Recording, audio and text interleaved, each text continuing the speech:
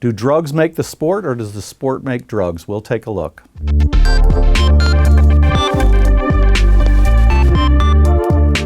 Danny, Russia didn't even get an invitation to the Olympics in Rio, or they did, and it was politely declined. Was it fair?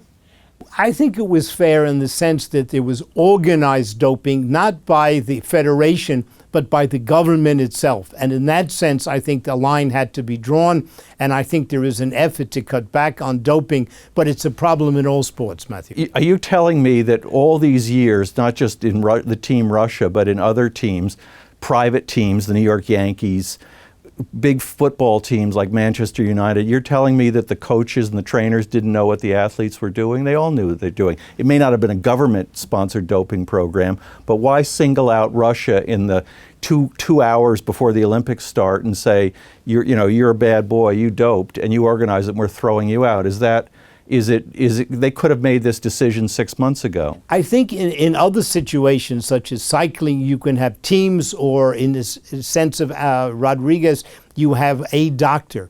But in the case of Russia, you have proof, and there's proof more coming out now, going back to 1983, that it was something that was organized not just by the federation, but by the government itself. In that sense, I think we've never seen this before. Now, you're a well-read man. Are you convinced that doping does increase performance? Not at all, Matthew. Not at all, but I'm not an expert, a medical expert, but I do think specifically in the case of bicycling, for example, with Lance Armstrong, I think that the drugs that he took did help him to have more oxygen, right, which helped him. Right, it did. But you don't take drugs, Matthew. When you go biking. Even when I bike to this studio, I don't take drugs.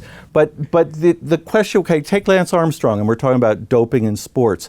Lance Armstrong doped at a time when all the top 10 riders doped. Is he still then a champion? He's just, his peer group, jury of his peers are all dopers, aren't they? Well, he was the one who won, Matthew. So the question is, was he a better doper than the others? They took away, 7 of his victories in the Tour? They took 7 away, but of the top 10 racers in the Armstrong era, 7 or 8 at some point in their careers, Ulrich and some of the others, Pantani, all were kind of found guilty of doping. So my question isn't to defend dopers, is to say, if everybody's doping and you're the winner 7 times, are you a champion still?